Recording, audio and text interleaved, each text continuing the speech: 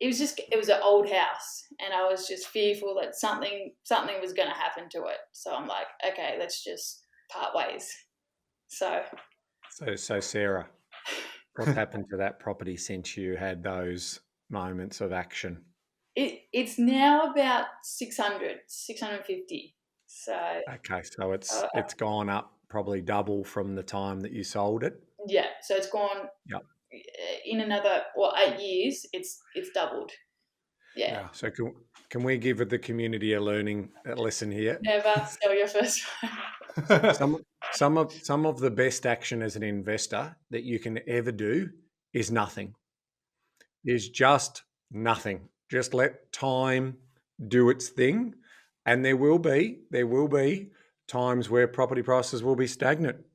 Might be 2 years, might be three, but ultimately on that third year, it's closest to its next upcycle. And obviously, we didn't know about COVID, and obviously, we didn't know about all of the movement and the higher population growth. So we know longer term that these things happen, right?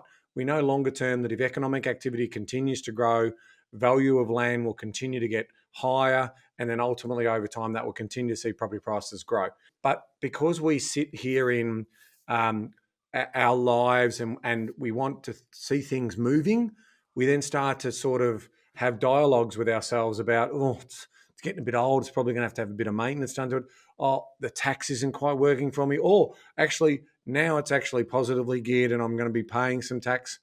All of those things cloud our long-term judgment, especially if we're in an event where you didn't have to sell it. Do you know what I mean? Like, and we've all got them. We've got. I sold, 12 Nola Court Bundura. Everyone can look it up. I bought that for $120,000. Now probably wouldn't get any change out of it. Maybe almost 900 for that same property. So I've got my $600,000 mistake. That's 700. Then it's going to be 800. Then it's going to be eventually $1 million mistake. So we're trying to teach people not to make those mistakes. If we are looking at diversifying and trying to chase the best returns, my advice to anyone is what is your backstop? Like, what are you? So, if that is 20% of your wealth profile, and if it's the higher the risk and the return, the lower it should be as a percentage of what you want to put at risk. Yeah. Right. So that's so in other words, $5,000 as an experiment. We learn now, and again, if that's less than 1% of your net worth, it's okay. It's completely fine generally in terms of doing that. The other thing you did mention about the pickleball, which is also really important, is when you're investing in shares or things that are in other people's control, you are at the whim of the decisions that they make, and ultimately at the whim of the market. And if you're not being able to influence that market, then ultimately that carries greater risk. And we talk about that in terms of productive use, and also margin of safety in the classic Warren Buffett and Benjamin Graham type terms. Now, so what I'm saying about the pickleball story is not knowing much about it, but if your wife is connected and part of the decision-making process, then that's more of a business investment than a passive investment. And so with something like that, then okay, but then to the Bali stories and all of those. So I hear some success stories, but I also hear more sort of war wound stories of giving other people money to invest in a syndicate, and they're building properties in exotic locations or whatever that is. Now, the risk profile that you've got in those areas, and make no mistake, Bali has been enjoying a wonderful populated experience from Australians. I mean, it's our favourite destination to go to. It's got political stability at the moment, and it's got sort of, rules around, foreign investment versus local investment, and there's certain rules and regulations. So you've got to sort of navigate through all of those types of things. And they're always potentially at risk in a country like that, where you've got two very, very large religious groups. And also there's a lot of people who don't have a lot.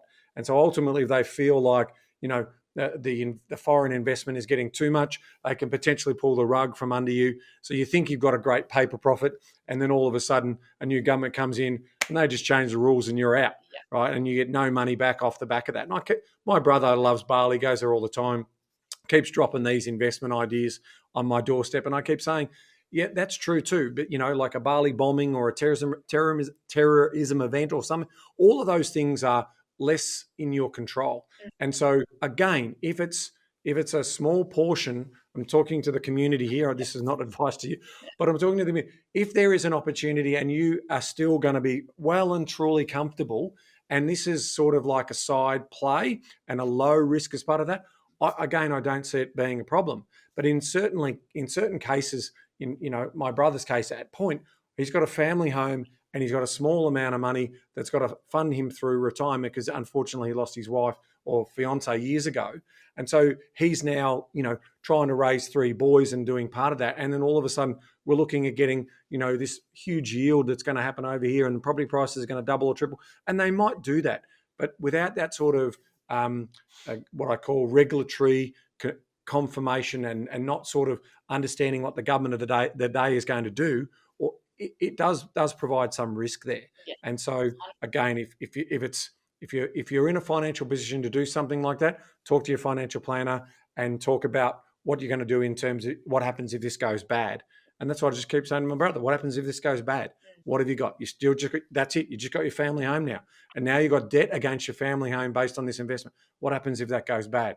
Well, that's a problem for him. So that's why he never moves forward on it based on, my conversations with him. But they're the types of important things that anyone needs to know. Crypto, right? I mean, as soon as your cab driver starts talking to you about crypto, what do you know about it? That's when you should be getting out. Like ultimately, that means when it's completely overblown, when your brother doesn't have any experience, because this is the classic story: is anyone can tell a story in retail land, and these retail. Just look at Game Shop, right, as a perfect example. Go and study that story in terms of what happens in that area. So I just keep saying to people, the road to wealth is what you said was hard work and sensible and delayed gratifications. Accelerating that for a portion of your total investment portfolio, big tick, but don't make it everything is what I'm saying to the community.